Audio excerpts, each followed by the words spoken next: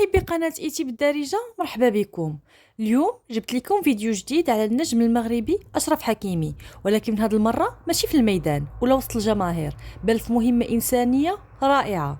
حكيمي كان حاضر في افتتاح الفرع الجديد ديال المؤسسة ديالو في تنزانيا، في واحد الحدث اللي حضروا ليه بزاف ديال الناس مهمين في البلاد، وكان فيه جو مؤثر ومليء بالطاقة الإيجابية.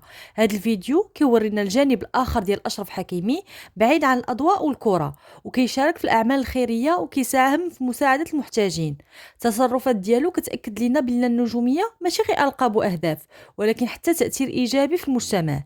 شوفوا الفيديو كامل باش تكتشفوا اللحظات المؤثرة في الافتتاح، وكيفاش كان تفاعل حكيمي مع الناس والجو العام ديال الحدث. وما تنساوش تخليو لنا كومنتير وديروا لايك وديروا سبسكرايب في القناة باش ديما يبقى يوصلكم الجديد. وشكرا.